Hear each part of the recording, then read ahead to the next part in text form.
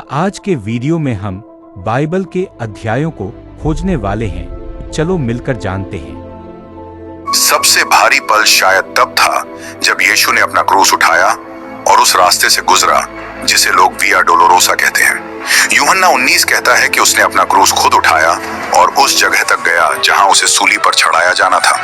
हर कदम बहुत मुश्किल था, हर सांस दर्द से भरी थी। स्वर्गदूतों ने उस लकड़ी को पहले भी देखा था। वो जानते थे कि वो बस एक आम पेड़ था। कभी उसने सोचा भी नहीं होगा कि एक दिन उसी पर दुनिया के उद्धारकर्ता का बोझ रखा जाएगा। सोचो, जिसने पेड़ बनाया उसी को उसी पेड़ पर मरने के लिए ले जाया जा रहा था। जब यीशु थक कर गिर रहे थे तब साइमन ऑफ साइरीन को जबरदस्ती क्रूस उठाने में मदद करने के लिए बुलाया गया।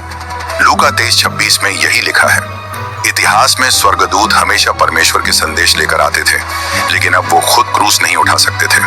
उन्हें बस देखना था। ये काम एक इंसान को करना था और इस पूरी यात्रा में पिता का आदेश एक ही था, बस देखो, बीच में मत पड़ो, सब वही होगा जैसा लिखा गया है। ये योजना पूरी तरह सही थी, लेकिन सबसे ज्यादा दर्दनाक भी। उसी वक्त जब यीशु को कलवरी ले जाया जा रहा था, एक बड़ी भीड़ भी साथ चल रही थी। उनमें कुछ औरतें थीं जो रो रही थीं और दुख महसूस कर रही थीं, लेकिन यीशु ने इतने दर्द में भी उनकी तरफ मुड़कर कहा, यरूशलेम की बेटियों, मेरे लिए मत रो, अपने लिए और अपने बच्चों के लिए रो। स्वर्गदूतों ने यह देखा और समझ गए कि यीशु अभी भी अपने लोगों की फिक्र कर रहे हैं। वो खुद तकलीफ में थे, लेकिन फिर भी दूसरों के बारे में सोच रहे थे। आखिर में वो गोलगोथा पहुंचे, जिसका मतलब है खोपड़ी की जगह। स्वर्गदूत जानते थे कि यही सबसे बड़ा पल होने वाला है। यहीं वो कीमत चुकाई जाएगी जो इंसानों के पापों के लिए थी, और ये कीमत कोई और नहीं, सिर्फ परमेश्वर का बेटा ही दे सकता था। आसमान बिल्कुल शांत था। जो स्वर्गदूत हमेशा खुशी से गीत गाते थे, अब चुपचाप देख रहे थे। वो देख रहे थे कि खुद परमेश्वर का बेटा उसी लोगों के सामने खड़ा है जिन्हें उसने बनाया था, और वही लोग उसका न्याय कर रहे हैं। जिसने पूरे ब्रह्मांड को एक शब्द से बनाया, आज वही पिलातुस के सामने खड़ा था, हाथ बंधे, चेहरा सूजा हुआ, कपड़े खून से भरे हुए। स्वर्गदूत जानते थे वो कौन है।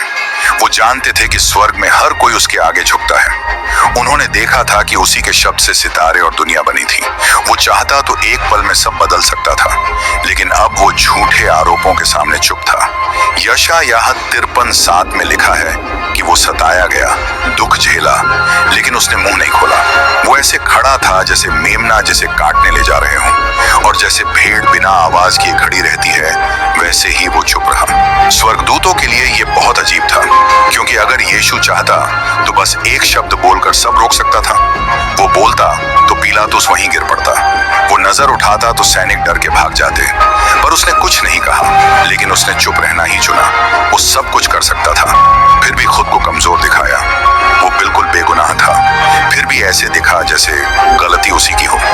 पिलातुस ने पूछा, तुम कुछ बोलते क्यों नहीं? देखो, कितने लोग तुम्हारे खिलाफ बोल रहे हैं। लेकिन यीशु फिर भी चुप रहे। इससे पिलातुस हैरान हो गया, लेकिन सच कहूं, पिलातुस जितना हैरान था, स्वर्गदूत उससे भी ज्यादा परेशान थे।